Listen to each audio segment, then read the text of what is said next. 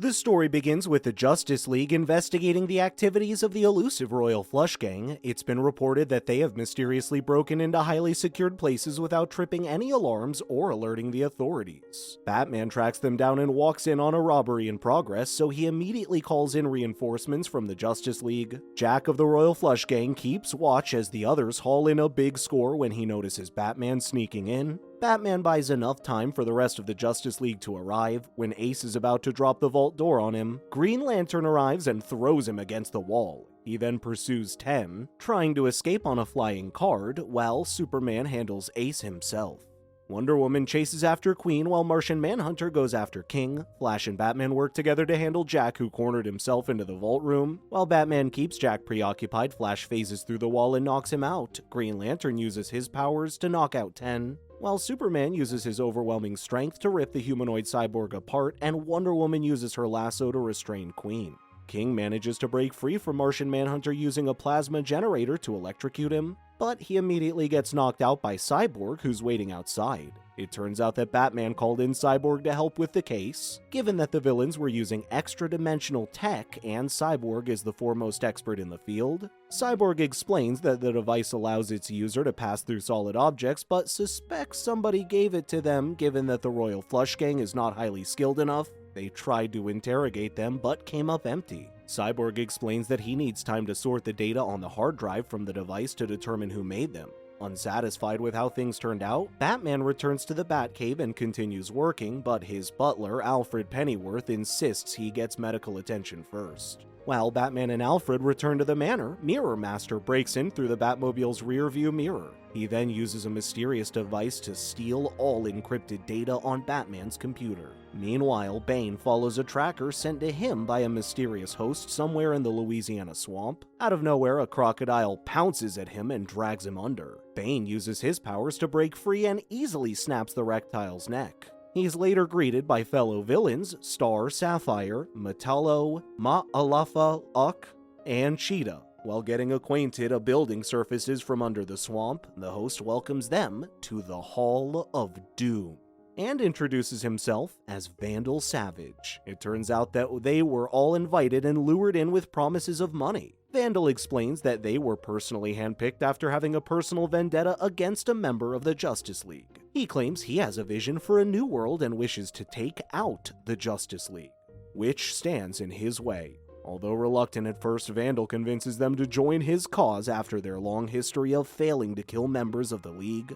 on multiple occasions. Mirror Master vetted for Vandal, offering them a foolproof plan of winning against their nemesis. To sweeten the deal, he even offers them an additional $100 million for each Justice League member they manage to take out. Star Sapphire grows suspicious at how Vandal flaunts that much money. Vandal explains that he's pretty old, as Ma'alafa Uck implies, to which he has spent 50,000 years amassing a vast fortune. He later hints at an ulterior agenda aside from taking out the Justice League, which could be monumentally beneficial for them if they continue working with him.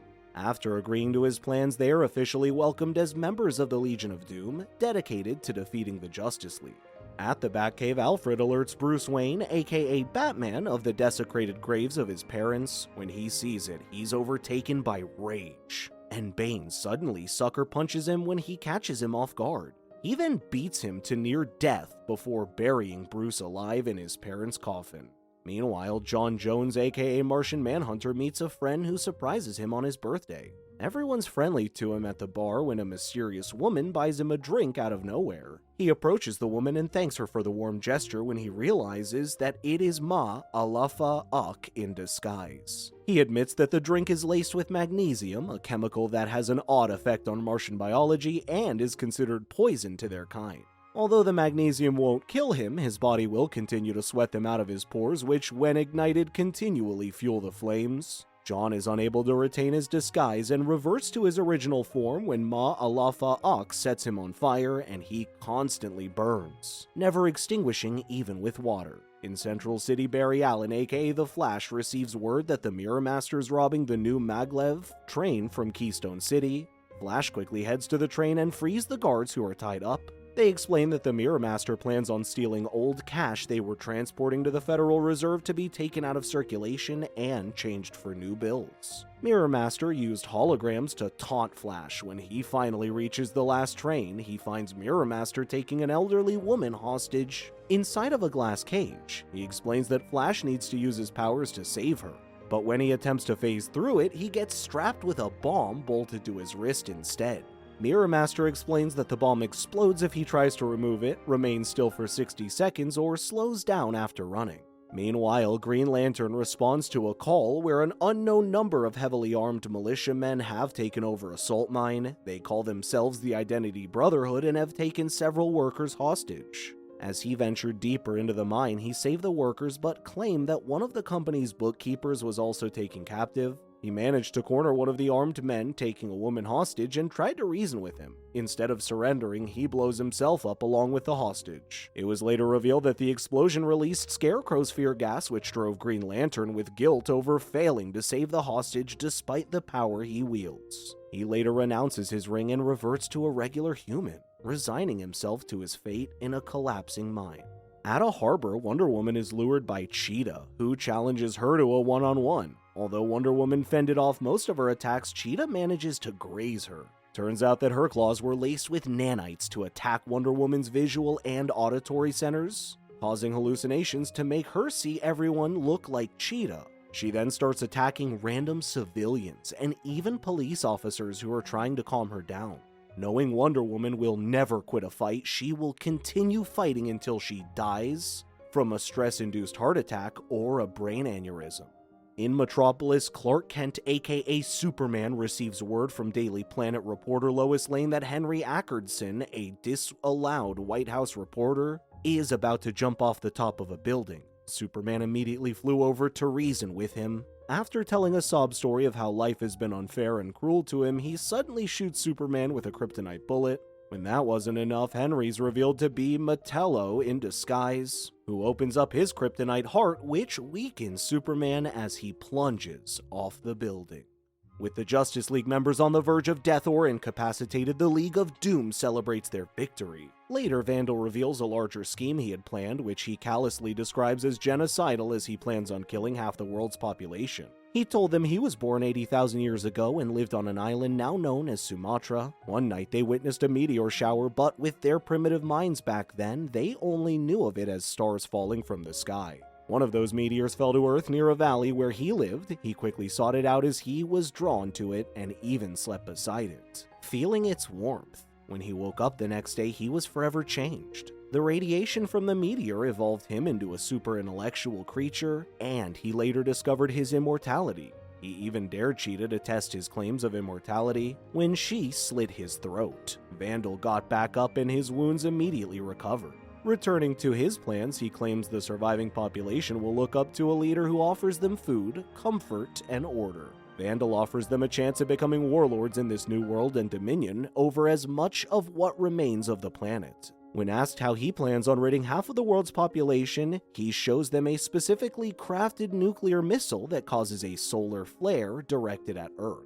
Cyborg later arrives at the park after hearing a report of police officers attacking Wonder Woman. The officer in charge explains that she was first seen fighting Cheetah when she suddenly went berserk and started attacking everyone else. They managed to get the civilians out and seal off the park, but they struggled to restrain Wonder Woman. Cyborg later realizes that she has nanomachines on her brainstem, making her hallucinate and see everyone as Cheetah. He manages to free her from the hallucination with a sonic attack using a frequency that neutralizes the nanites. Meanwhile, Bruce, trapped in a coffin with his parents, made him more determined to break free. While trying to figure out how Bane got the upper hand on him, Alfred informs him of the grave news of Superman being shot.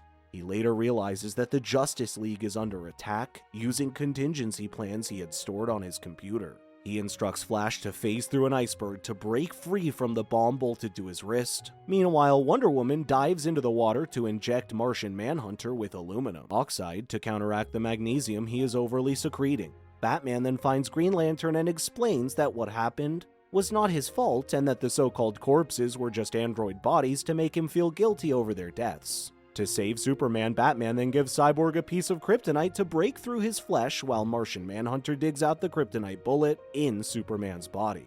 The Justice League later returned to the Watchtower to discuss what happened. Batman admits that the plan used to take them out was his contingency plan, considering each of their weaknesses. He claims he had created those plans to neutralize the Justice League should the need arise. He explains that members of the League are too powerful even on their own, and in retrospect could also be the most dangerous on the planet. He explains that he has also had a contingency plan for when his security gets breached. It would automatically call back home so he could trace the location of whoever broke into his computer. At the Hall of Doom, Vandal reveals how the nuclear missile would kill half of the world's population. He explains that the missile will trigger a solar flare that will grow at light speed along the magnetic trail left by the missile to destroy Earth and everything on it. A strong electromagnetic pulse will take out all technology and devices, leading to a dark age. Out of nowhere, Martian Manhunter appears before them and summons the rest of the Justice League. The League faces their own rivals. Superman tore Metallo apart, Wonder Woman knocked out Cheetah, Green Lantern overpowered Star Sapphire, Flash overwhelmed Mirror Master, Martian Manhunter outsmarted Ma'alafa-Ak, and Batman defeated Bane.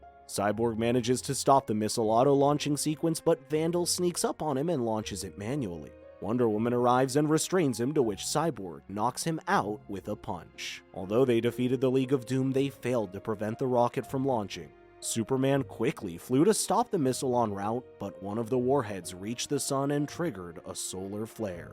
Green Lantern tries to buy them some time by creating a massive shield to slow the solar flare. Cyborg suggests they use the intangibility tech that the Royal Flush Gang used to let the flare pass through Earth.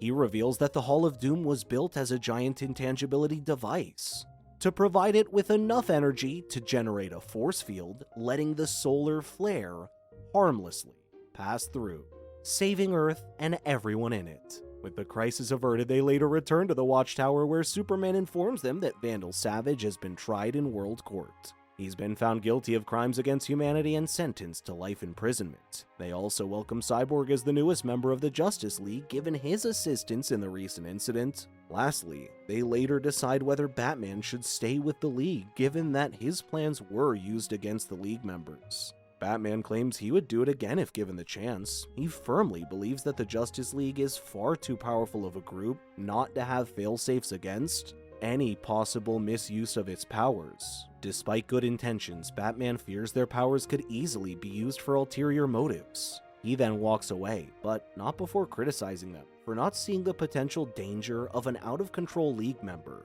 Superman later talks to Batman before he leaves. He wondered what his plans were should he go astray, to which he responds that the Justice League was his contingency plan. With his trust assured, Superman hands Batman the kryptonite bullet, entrusting him to stop him and keep the planet safe if he ever goes over to the other side. The end.